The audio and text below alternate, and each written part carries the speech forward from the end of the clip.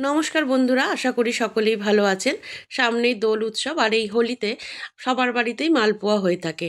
তাও যদি আবার দোকানের মতন একদম রসে ভরপুর মালপোয়া তৈরি করা যায়, তাহলে কিন্তু খুবই ভালো হয়।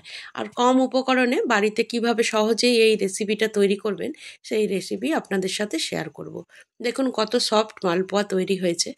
এই রেসিপি দেখে যদি ভালো লাগে একটা লাইক করবেন, বন্ধুদের সাথে শেয়ার করতে ভুলবেন না। আমার চ্যানেলে নতুন বন্ধু হয়ে থাকলে সাবস্ক্রাইব করে আমার পাশে থাকার অনুরোধ রইল। আসুন দেখে নিন এই সহজ রেসিপি আমি কিভাবে তৈরি করেছি। প্রথমে এখানে আমি 1 কাপ সুজি নিয়ে নিয়েছি। সুজিটা একটুখানি চেলে নেব। আর 1 কাপ সুজিতে আমি 2 কাপ পরিমাণে ময়দা দেব। ময়দাও একটু এরকমভাবেই চেলে নেব। যদি সুজি ময়দা ভালো করে চেলে এই ব্যাটারটা তৈরি করা হয়, তাহলে দেখবেন ব্যাটারটা কিন্তু খুব সফট তৈরি হয় আর কোনো লাম্পস ক্রিয়েট হয় না। তাই এইভাবে ব্যাটারটা করার চেষ্টা করবেন।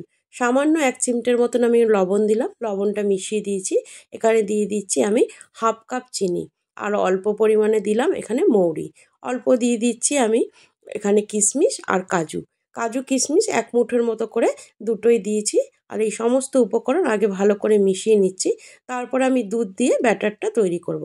আপনারা চাইলে কিন্তু জল দিয়েও ব্যাটারটা তৈরি করতে পারেন। একটা হুইস্কের সাহায্যে আমি খুব ভালো করে এই ব্যাটারটা মিশিয়ে নিচ্ছি। আর অন্তত আধা ঘন্টা ঢেকে রেখে দেব।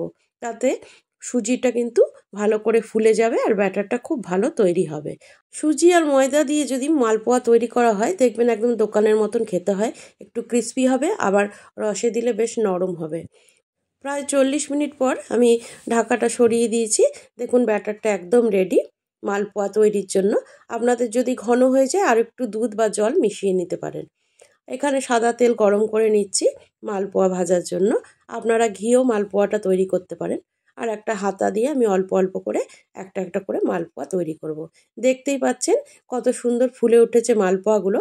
কোনো রকম কিন্তু বেকিং সোডা পাউডার কিছুই আমি ব্যবহার করিনি। সামান্য উপকরণেই কিন্তু এই মালপোয়া তৈরি হয়ে গেল। আর তেলটা ছেঁকে আমি রেখে দেবো। এক এক করে সমস্ত ব্যাটার থেকেই মালপোয়াটা আমি আগে ভেজে নেব। তারপরে চিনির একটা সিরাপ তৈরি করব, মানে চিনির রস, সেটাতে আমি এই মালপোয়াগুলো দেব।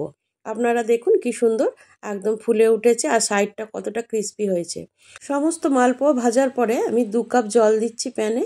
আর দিয়ে দিচ্ছি 1 কাপ চিনি। চিনিটা মেল্ট হওয়া অবধি অপেক্ষা করব। এখানে দিয়ে দেব অল্প একটু গোলাপ জল। এই গোলাপ জলটা দিলে কিন্তু একদম দোকানের মতন স্বাদ আসে। চিনিটা ভালো করে গলে গেলে দেখে নেব একটুখানি চিটচিট ধরনের হলে, খুব বেশি দরকার নেই, জাস্ট গলে গেলে চিটচিট হলেই আমি এই গ্যাসটা অফ করে দেব। আর উষ্ণ গরম অবস্থাতেই মালপোয়াগুলো একে একে দিয়ে দেব। দিয়ে এপিট ওপিট করে 4-5 মিনিটের মতন রেখে আমি এই রস ঝরিয়ে কিন্তু মালপোয়াগুলো তুলে নেব। আপনারা খুব সহজেই এইভাবে দোকানের মতন মালপোয়া রেডি করে নিতে পারবেন। সামনে দোল উৎসবে আপনারা বাড়িতে বানান আর বাড়িতে অতিথি আসলে তাদের সামনে পরিবেশন করুন। দেখবেন সবাই খেয়ে বুঝতেই পারবে না যে কত কম উপকরণে আপনারা এটা তৈরি করেছেন। দেখুন দেখতে কত সুন্দর হয়েছে। আশা করি আপনাদের এই রেসিপিটা ভালো লাগবে। আর যদি ভালো লাগে কমেন্ট করে জানাতে কিন্তু ভুলবেন না। আজ তাহলে এই পর্যন্ত। আবারও দেখা হবে অন্য কোনো রেসিপির ভিডিও নিয়ে। সবাই সুস্থ থাকবেন, ভালো থাকবেন। নমস্কার।